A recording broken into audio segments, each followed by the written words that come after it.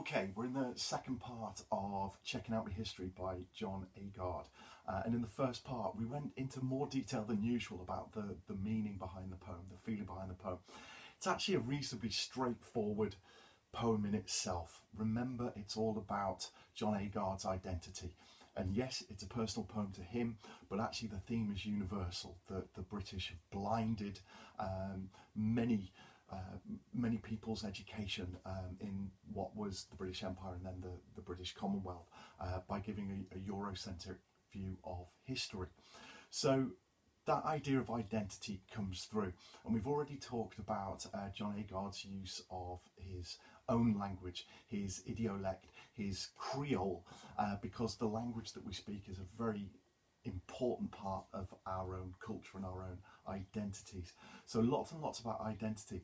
Let's have a little bit of a more detailed look at some of the key features throughout the rest of the poem. And then in the third part for Checking Out My History, we'll just have a look at some ways that we can compare that with other poems across the collection.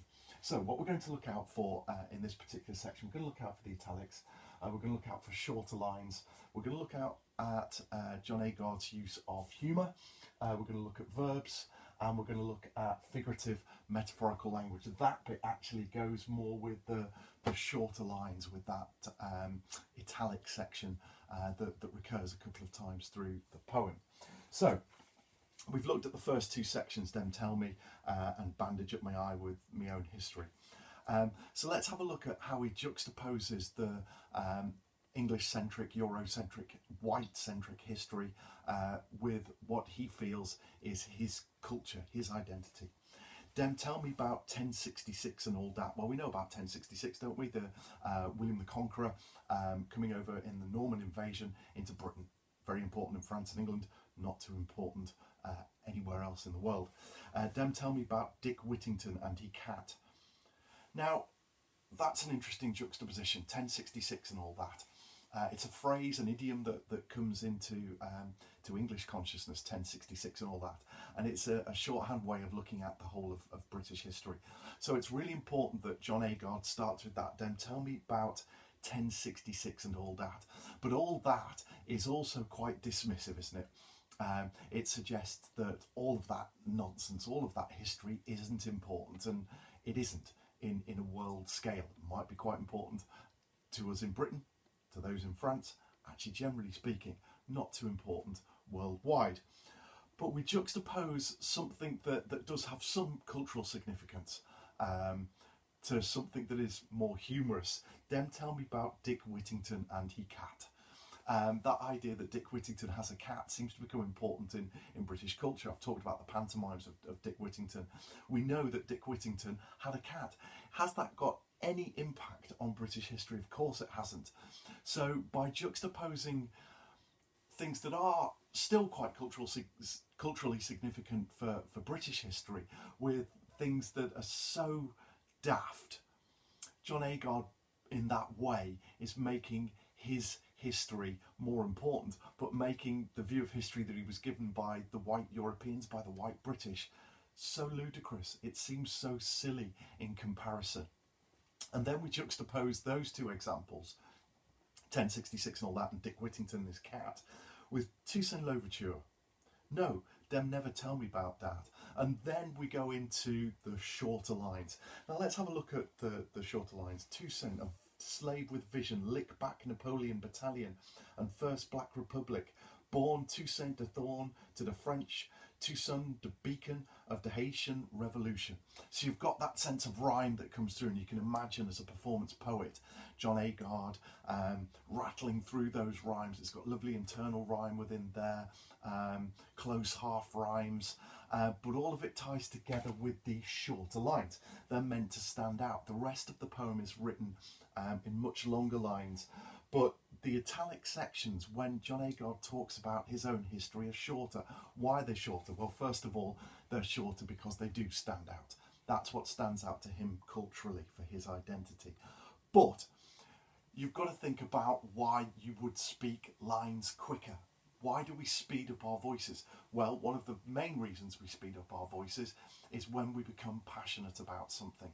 And this is something that John Agard is passionate about. His history, his culture, his identity. Okay, so the shorter lines express that.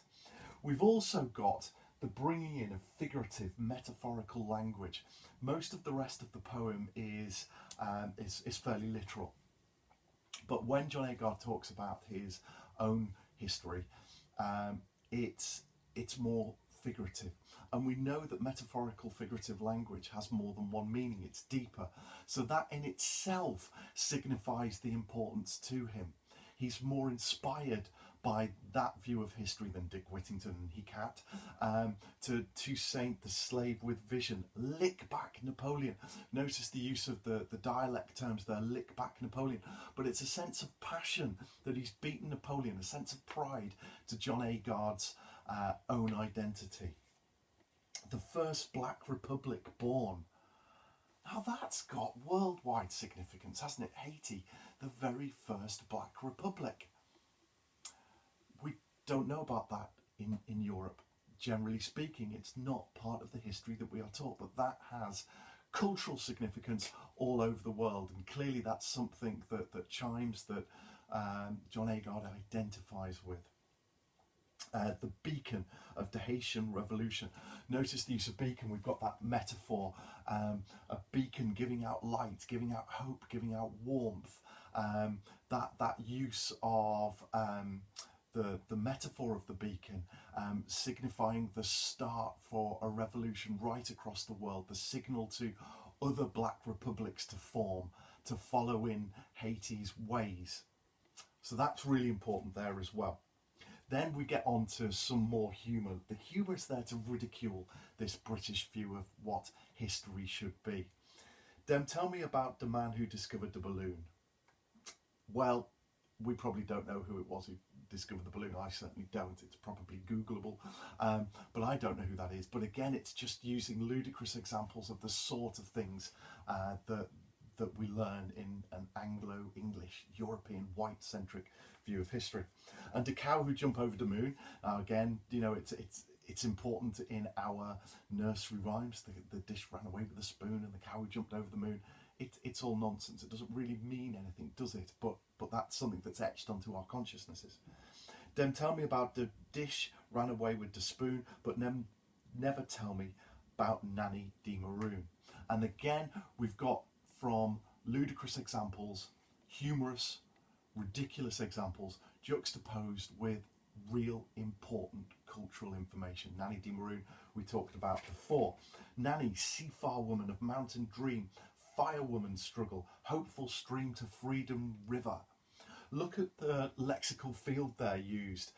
Seafar woman, mountain dream, firewoman struggle, hopeful stream, freedom river.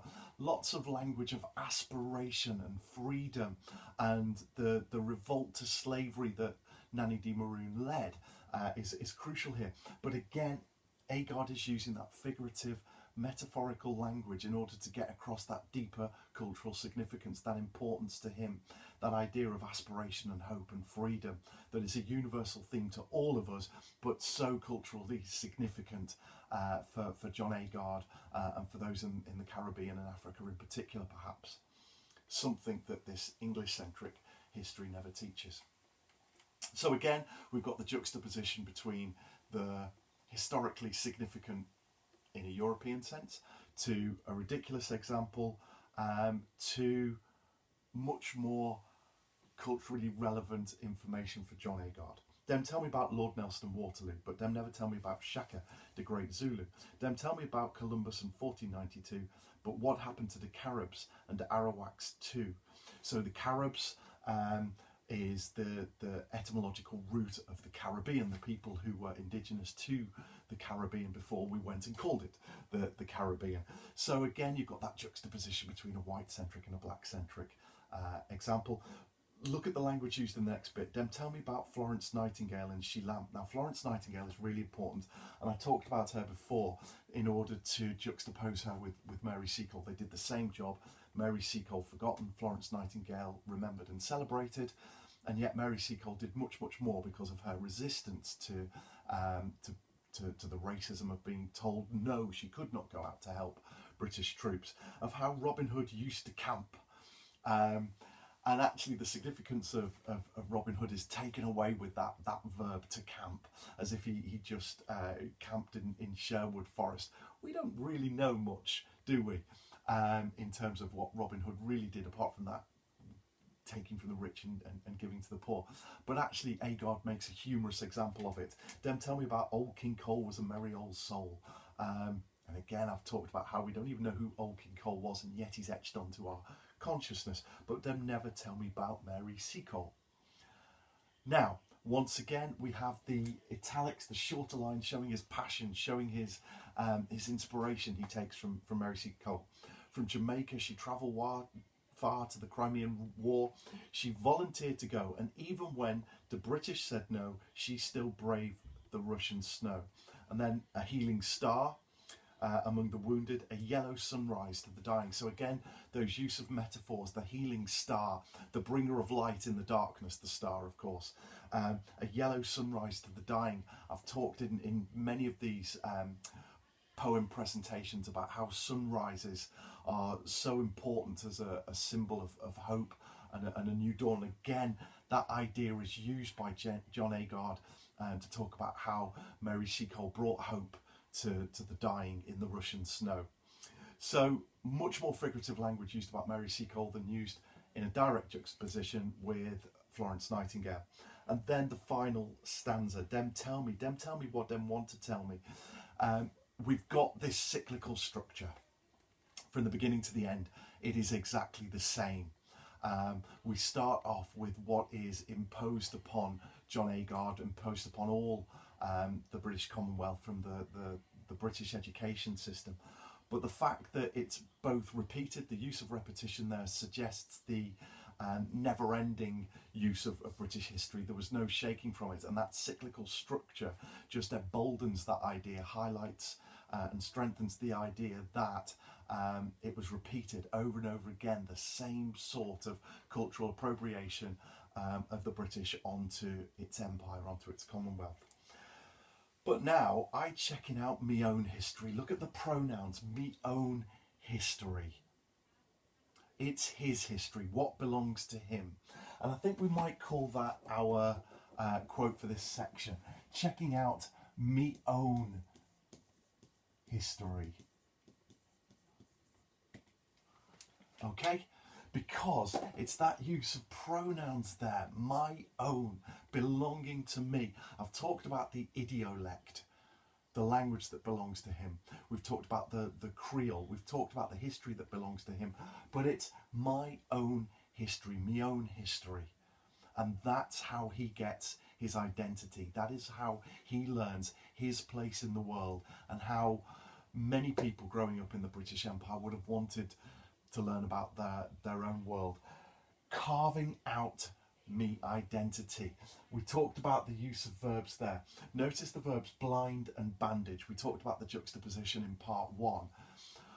But the violent verb blind is deliberate.